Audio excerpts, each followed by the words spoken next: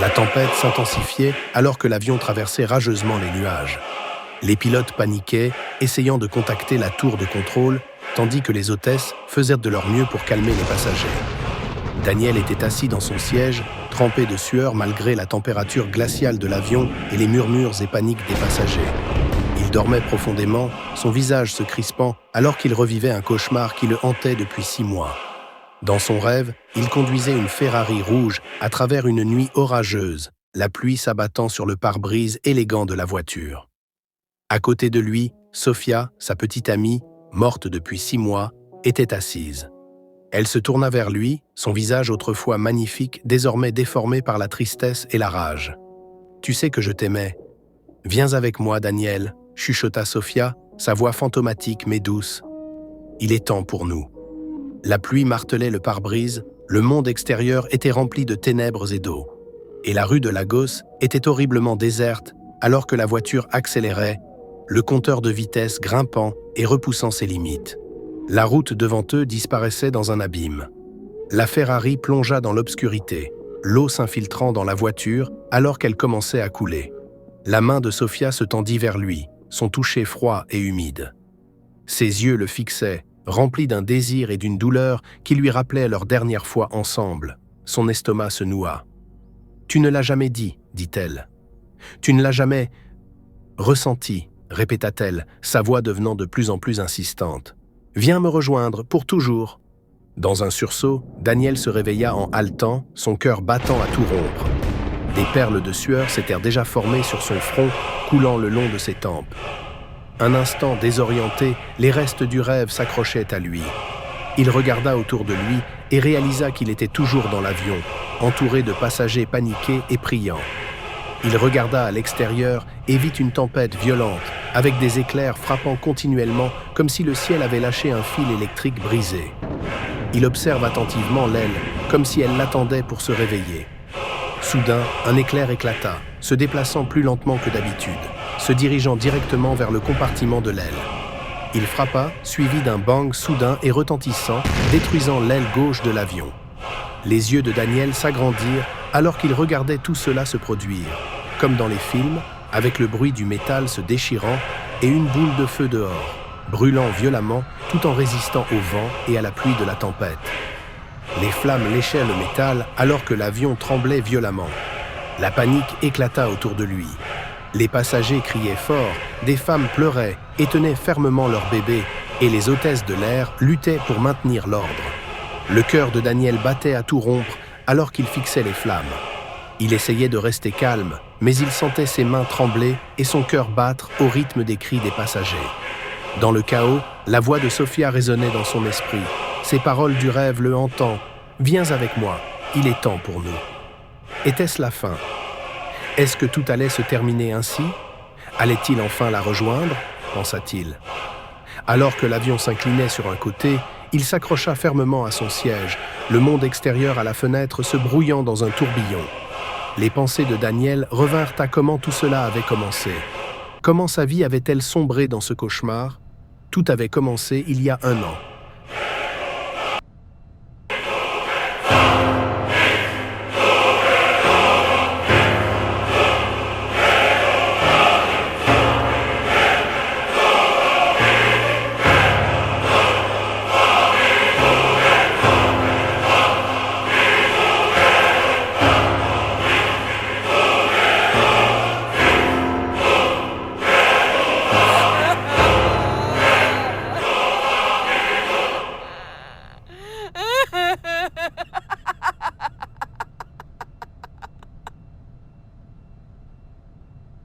L'eau qu'il faisait bouillir était déjà en train de frire et Daniel a rapidement repassé sa chemise.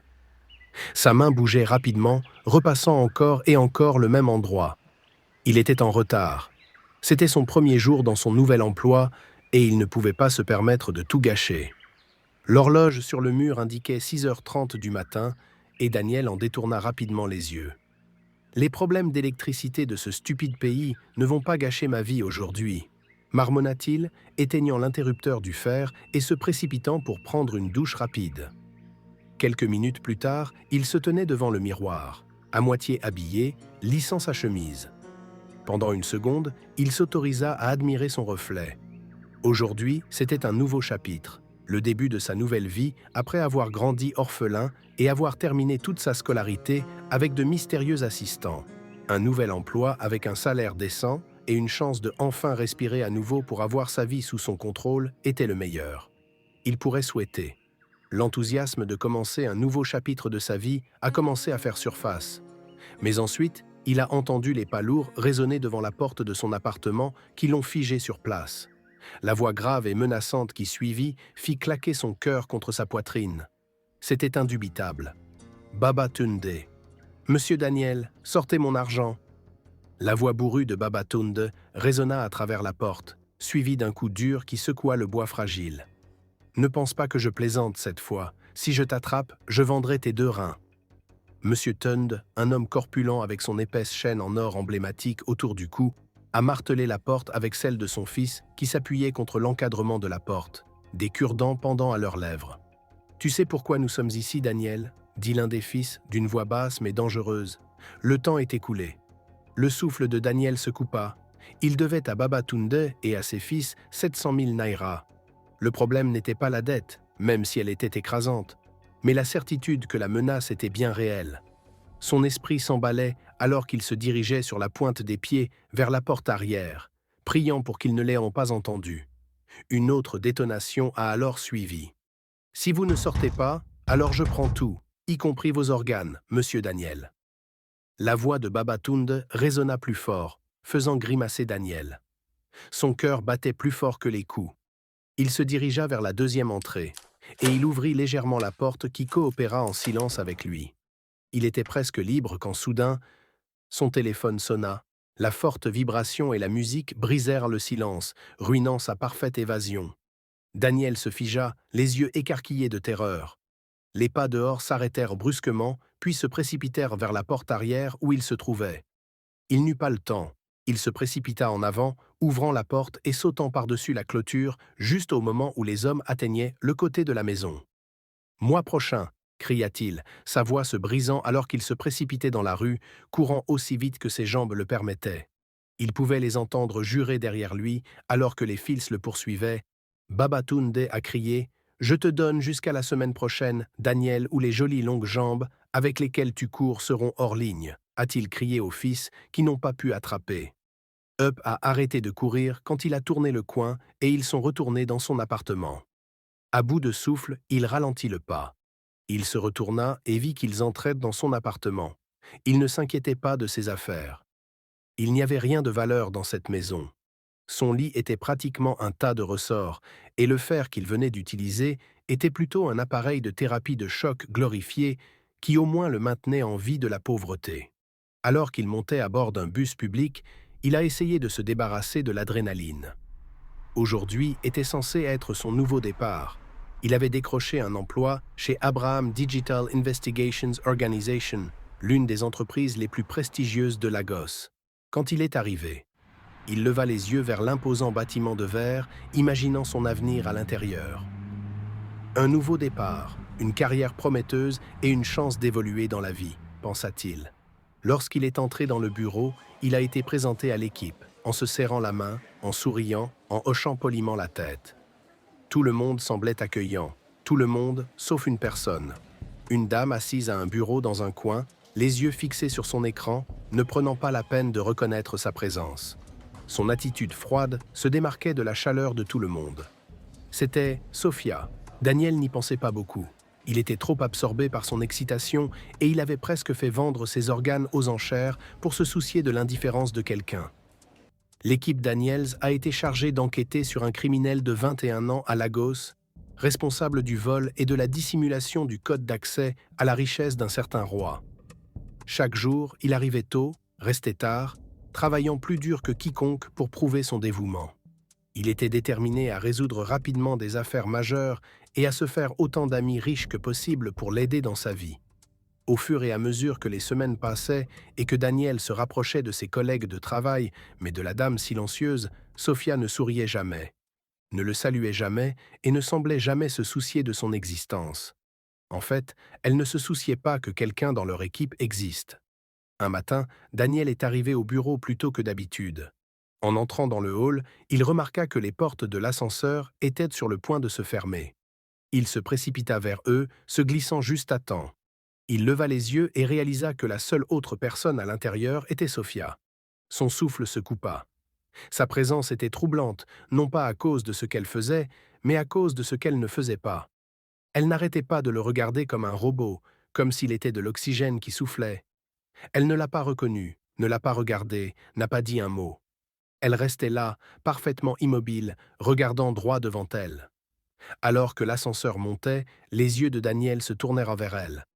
Elle était impeccablement vêtue d'un costume sur mesure qui moulait sa silhouette. Il se tenait maladroitement dans un coin, lui jetant des regards furtifs depuis le reflet sur les portes de l'ascenseur, chaque angle de sa présence imposant le respect. Ses cheveux étaient là bien tirés en arrière, sa peau éclatante, et brille parfaitement sous la lumière artificielle. Il ne pouvait s'empêcher de l'admirer, se demandant quel genre de routine de soins de la peau elle utilisait. Mais ensuite, ses yeux croisèrent bas son reflet dans la porte de l'ascenseur. Ils avaient un froid, impitoyable comme un dégoût sorti tout droit d'un congélateur. Embarrassé, Daniel détourna rapidement le regard, le ventre noué par l'inconfort. Le silence entre eux était étouffant. L'ascenseur semblait ramper vers le haut, chaque seconde s'allongeant. Quel est son problème ? Pensa Daniel, son esprit tournoyant alors qu'ils atteignaient leur étage. Il est entré dans son bureau et s'est forcé à l'oublier. Il était dans l'entreprise pour arranger sa vie et s'en fichait d'une Cléopâtre du XXe siècle qui fronçait les sourcils. 30 minutes plus tard, alors que Daniel s'installait dans son travail, une voix inconnue le fit sursauter. « Le patron veut te voir », dit Sophia depuis la porte, d'une voix aiguë et glaciale. C'était la première fois qu'il l'entendait parler, et son ton aigu le prit au dépourvu. C'était presque comme une fille, un étrange contraste avec son extérieur intimidant. Daniel la suivit par ignorance jusqu'au bureau du PDG, l'estomac noué de nervosité. Il n'avait jamais rencontré le patron auparavant. Il avait entendu des chuchotements, des histoires sur le jeune PDG impétueux qui dirigeait l'entreprise d'une main de fer. Alors qu'ils entraient, Daniel fut surpris. Le PDG était plus jeune qu'il ne l'avait imaginé, à peine plus âgé que Daniel lui-même. « Bienvenue, Daniel », dit le PDG en lui faisant signe de s'asseoir. Alors que lui et Sophia étaient assis, le jeune PDG se détendit sur sa chaise, tournant d'un côté à l'autre et regardant Daniel d'un air menaçant. « J'ai entendu dire que vous essayez de voler mon entreprise. Ou est-ce juste une rumeur ?» Les yeux du PDG brillaient de sérieux. Le cœur de Daniel manqua un battement. « Non, monsieur, il y a eu un malentendu. Je viens de commencer ici il y a un mois, Le PDG éclata de rire en se tenant la tête. « Je ne fais que vous embêter. » Il frappa dans ses mains, appréciant clairement l'inconfort de Daniel. « Mais sérieusement, j'ai entendu de bonnes choses. Les gens disent que tu es presque aussi dévoué que Sophia ici. » Daniel rit nerveusement, jetant un coup d'œil à Sophia, qui restait impassible. « Je vais vous dire, » a déclaré le PDG en se penchant en arrière sur sa chaise. « Si vous continuez ce bon travail et que vous êtes capable de creuser profondément dans vos organes et de résoudre le criminel de Lagos, vous serez largement récompensé. » a déclaré le PDG en excusant Sophia. Ils regardèrent tous les deux Sophia se retourner et sortir. Le PDG s'est alors tourné vers Daniel. « Sophia, avec toutes ses caractéristiques, c'est la femme la plus dure que j'ai jamais rencontrée. Elle ne sourit jamais, » a déclaré le jeune PDG en se mordant le doigt. « Elle est toujours la seule de son espèce. »« Je n'ai pas utilisé l'USB dans cette entreprise, » dit le jeune PDG, et Daniel écarquilla les yeux en s'ajustant sur sa chaise. « Ah ah, ne t'inquiète pas, je t'ai dit que nous étions une famille dans notre compagnie, mais Sophia, elle ne parle jamais aux hommes d'ici. Elle a de sérieux problèmes de confiance. » Le jeune PDG a continué à regarder Daniel, qui essayait de trouver quelque chose à dire pour impressionner le PDG. « Peut-être qu'elle n'a pas rencontré l'homme parfait qui la briserait, » dit-il, et le jeune PDG le regarda. « Es-tu en train de dire ? » « N'importe qui est plus parfait que l'argent, » a déclaré le PDG en riant. « Très bien, je vais vous faire un pari. Si vous parvenez à entrer dans sa grotte précieuse et à briser les défenses de cette reine des glaces, faites-la s'ouvrir, je le ferai. Je vous donne 10 millions de naira. » Les yeux de Daniel s'écarquillèrent sous le choc. Le PDG était-il sérieux ? Il en rit essayant de cacher sa surprise, mais la graine était plantée, il savait que l'arrogant PDG ne plaisantait pas, et après la conversation, il s'excusa. Sophia était soudain devenue plus que la femme froide et distante du bureau. Elle était un défi. Et cette petite et dangereuse idée commença à germer dans l'esprit de Daniel. Cela a commencé assez innocemment. Daniel se surprenait à jeter un coup d'œil à son bureau, observant la façon dont elle travaillait avec une précision chirurgicale complètement isolée des autres. Chaque fois qu'il jetait un coup d'œil, elle était là, la même expression vide apposée sur son visage. Aucune émotion, aucune vulnérabilité. Juste du travail, son aura semblait rayonner de mystère. Mais plus il l'observait, plus elle l'intriguait. Il a commencé à interroger ses collègues à son sujet. « Sais-tu quelque chose sur Sophia ?» a demandé Daniel un après-midi alors qu'il était assis en train de déjeuner avec quelques collègues. Ils échangèrent des regards perplexes. « Mec, tu demandes à la mauvaise personne. Personne ne sait grand-chose d'elle, » a répondu l'un d'eux en secouant la tête. « Elle est comme un fantôme. Apparaît, fait son truc et disparaît. » Un autre collègue a ajouté « Pour être honnête, je ne pense même pas qu'elle soit humaine. Elle ne rit jamais, ne parle jamais de sa vie personnelle. Elle est juste, là, comme zombie, tu ferais mieux de faire attention. Elle ne déterre pas tes organes. » Zombie ou zombie, commencèrent-ils à chanter. L'absence de réponse n'a fait qu'alimenter la curiosité de Daniel. Dans son esprit, Sophia vivait désormais sans loyer. Elle était devenue plus qu'une simple collègue. Elle était une obsession, un mystère qu'il ne pouvait s'empêcher de percer. Daniel a essayé de bavarder avec elle à plusieurs reprises, mais chaque tentative s'est terminée dans le même silence glacial et impassible. « Hé, Sophia, comment s'est passé ton week-end » demanda Daniel avec désinvolture un matin, alors qu'ils se croisaient dans la salle de repos. Elle hocha la tête sans même lever les yeux de son café, son expression faciale dénuée d'émotion. Elle passa devant lui, ses pas résonnant sur le carrelage froid. C'était la même chose à chaque fois. Aucune chaleur, aucune étincelle. Mais Daniel n'était pas prêt à abandonner. Il essaya de nouvelles tactiques, dans l'espoir de percer son extérieur figé. Puis est arrivée la soirée qui a tout changé. L'entreprise organisait une fête dans la luxueuse maison du PDG, un grand événement auquel tout le monde devait assister. Daniel arriva, vêtu de son plus beau costume, toujours obsédé par Sophia. La fête battait son plein. Rires, bavardages et tintements de verre remplissaient l'air. Les employés se mélangeaient et l'atmosphère était bien plus détendue que l'environnement rigide et professionnel du bureau. Daniel scruta la pièce, ses yeux la cherchant. Et elle était là. Sophia entra, sa tenue simple mais attirant d'une manière ou d'une autre l'attention. Elle n'était pas tape à l'œil, mais il y avait quelque chose dans sa présence qui la rendait impossible à ignorer. Son maquillage minimaliste, la façon dont elle se comportait, c'était magnétique. Daniel ne pouvait pas détourner le regard. À présent, Sophia n'était plus seulement une femme de bureau. Elle était la figure principale des pensées de Daniel, l'énigme qu'il cherchait désespérément à résoudre. Au fur et à mesure que la soirée avançait, le PDG qui surveillait Daniel lui fit signe de venir. « Daniel » beugla-t-il en lui frappant l'épaule. « Vous l'avez tué. Nos revenus ont augmenté de 10% grâce à vos brillantes méthodes de résolution de cas. Que diriez-vous d'une petite récompense ?» Avant que Daniel ait pu répondre, le PDG a sorti une bouteille de champagne. Mais ce n'était pas n'importe quel champagne. C'était sa fameuse bouteille d'1 million de dollars, réservée aux occasions les plus spéciales. « Ce soir, » dit le PDG avec un sourire, « tu bois des bonnes choses. » Daniel a ri, submergé par les éloges, et s'est vite retrouvé à boire verre après verre avec le PDG. Le champagne coulait à flot, et peu de temps après, les deux hommes étaient sous l'effet des bulles coûteuses, leur comportement devenant de plus en plus erratique. Les employés autour d'eux regardaient, mais personne n'intervenait. Ils avaient déjà vu le PDG agir de cette façon et savaient qu'il valait mieux ne pas interrompre ses pitreries ivres. Dans son état de brume, l'attention de Daniel se tourna une fois de plus vers Sophia.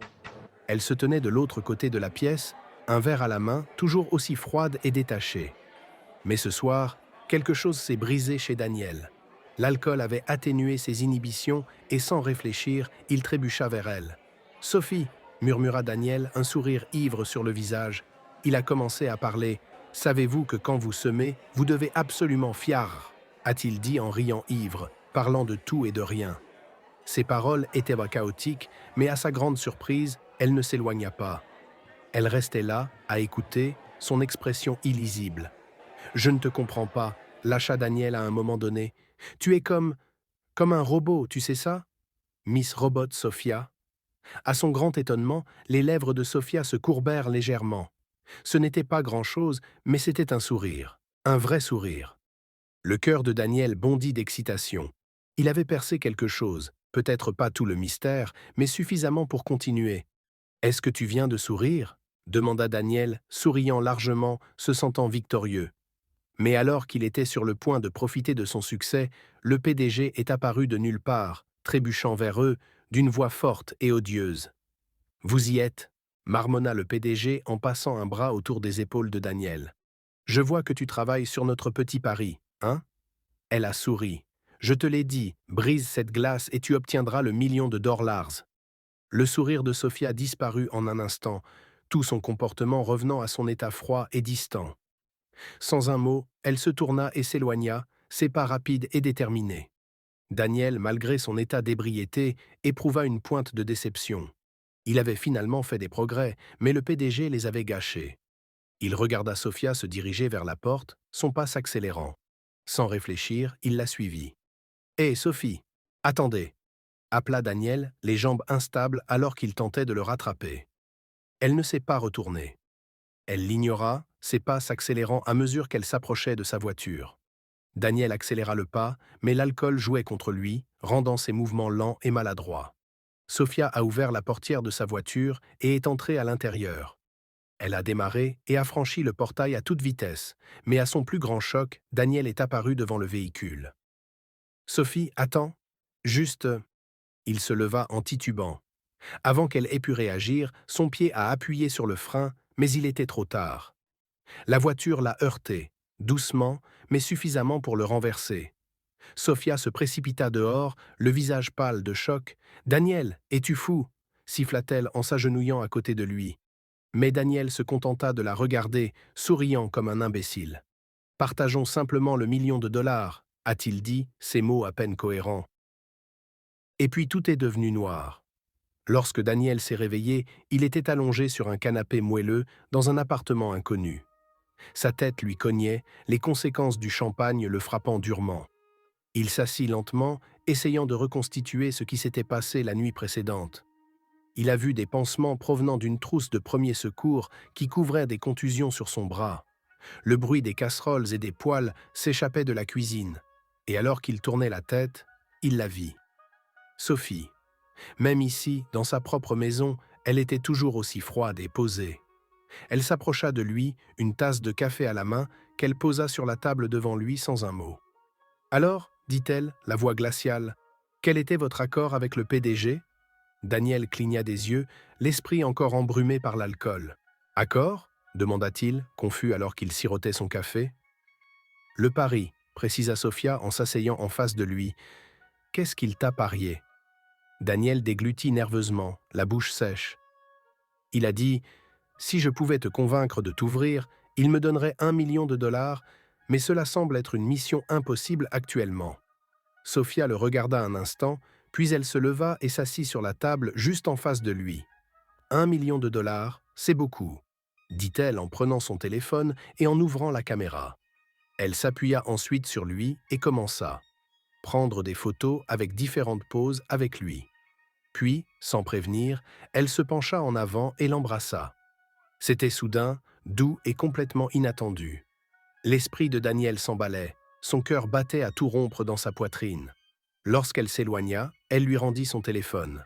« Lorsque le PDG vous enverra de l'argent, dit-elle d'une voix calme et posée, assurez-vous de m'en envoyer la moitié. » dit-elle en se levant et en retournant à la cuisine. Daniel resta sans voix, son esprit tournoyant alors qu'il essayait de tout comprendre. Le baiser, la photo, le pari, c'était trop. Cela avait été son premier baiser et le meilleur de sa vie. Dans un état de stupeur et de confusion, il fit ses valises et quitta l'appartement, l'image restant toujours allumée sur l'écran de son téléphone.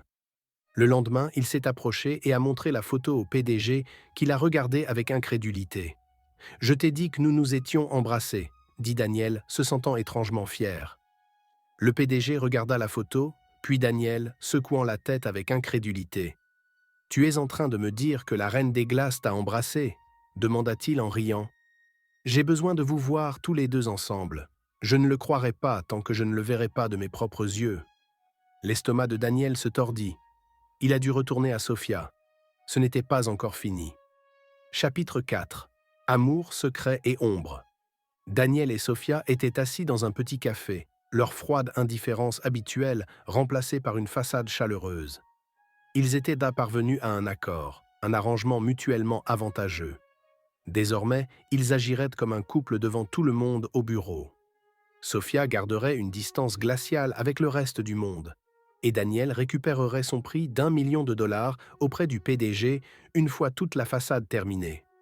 Cela a commencé comme un jeu, quelque chose pour se montrer et tromper les gens autour d'eux, mais avec le temps, les frontières entre le jeu et la réalité se sont estompées. Ils se tenaient la main dans le bureau, échangèrent des regards lors des réunions, et parfois Daniel se surprenait même à lui sourire, non pas à cause du pari, mais parce qu'il appréciait vraiment sa compagnie.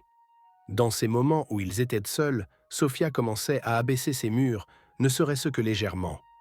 Ils parlaient plus souvent, les bavardages se transformaient en conversations plus longues, et Daniel commençait à comprendre la personne qui se cachait derrière son extérieur glacial. Il ne fallut pas longtemps avant que le PDG l'appelle dans son bureau avec un large sourire sur le visage.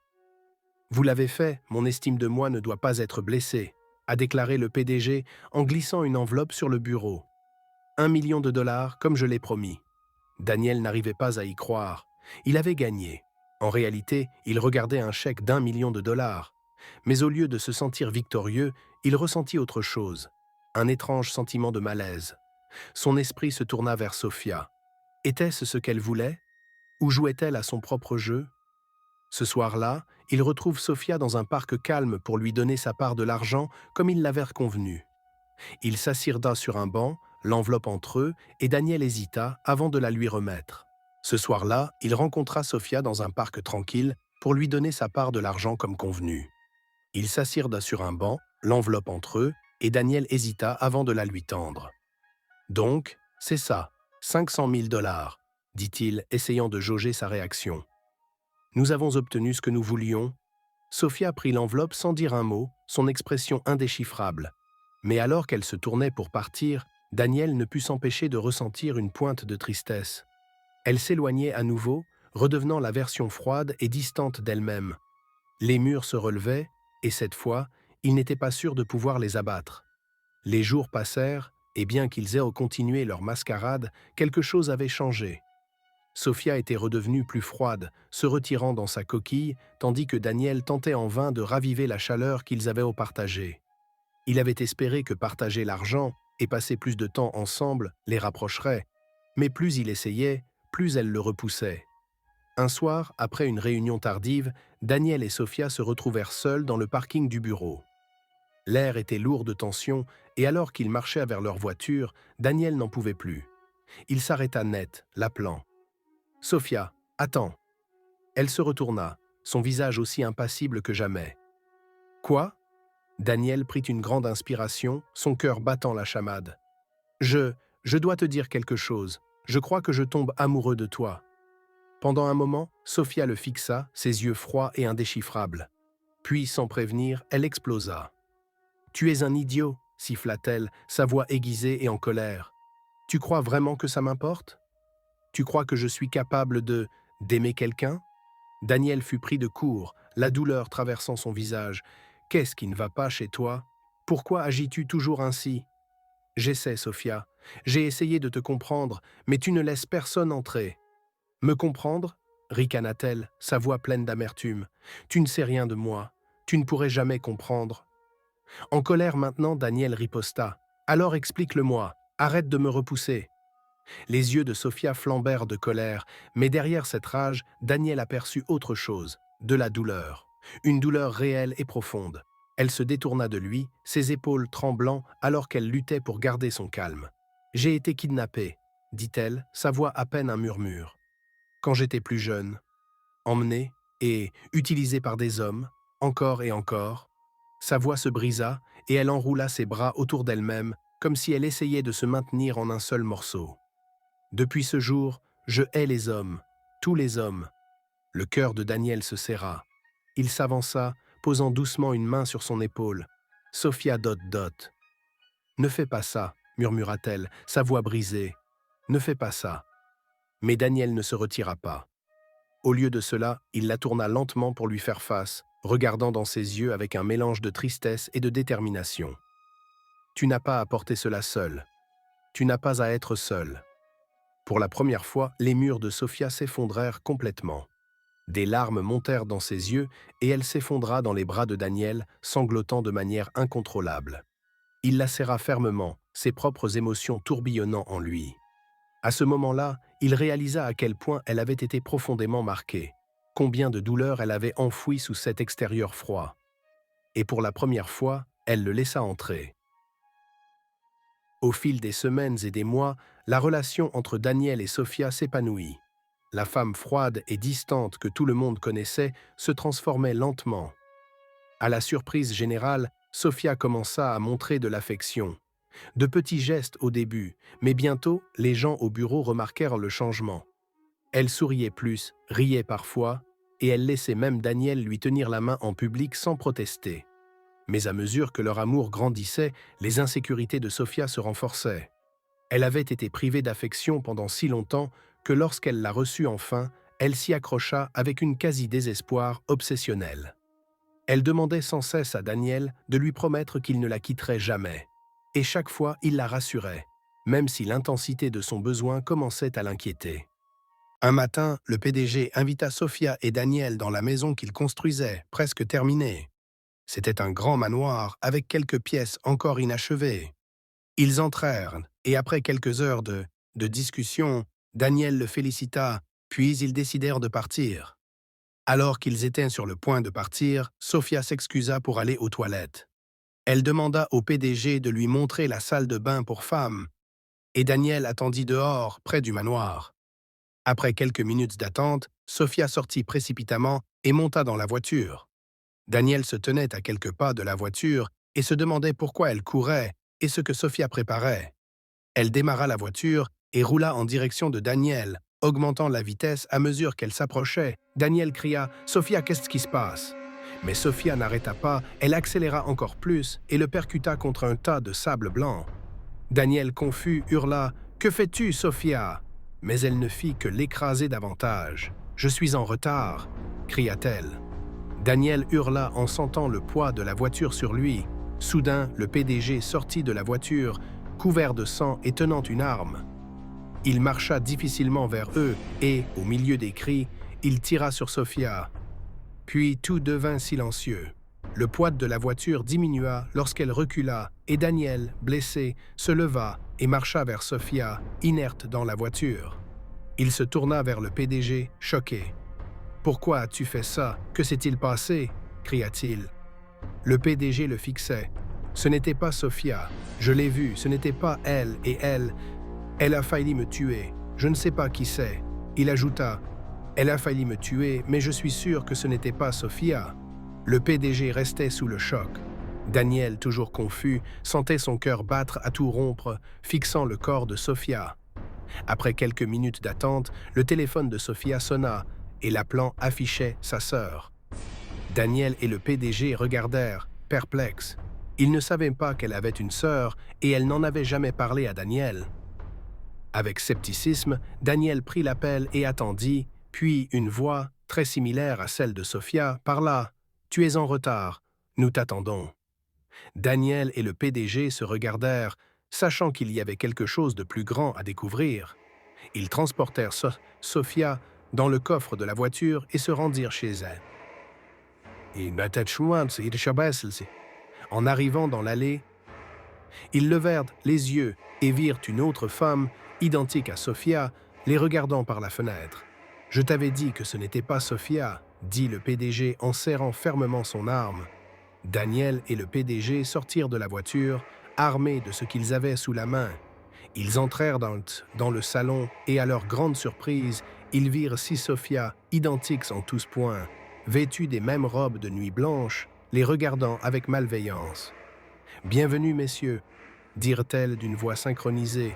Tu devais nous être lié à l'une d'entre nous ce soir par le sang et un serment pour accomplir le sacrifice, mais tu as échoué et emporté notre sœur. » Daniel et le PDG, terrifiés, sentirent leur cœur battre à tout rompre. Le PDG pointa son arme vers elle. « Qu'est-ce que c'est? Que se passe-t-il » demanda-t-il. Puis l'une des Sophia pointa du doigt une autre direction. C'était la 7e Sophia, le fantôme de Sophia, la Sophia de Daniel. Tu as interagi et été lié aux 6 d'entre nous, mon cher Daniel. Même si tu ne t'es jamais lié par le sang, tu seras à moi et à nous dans la mort. Tu sais que je t'aime, Daniel. Viens être avec moi pour toujours.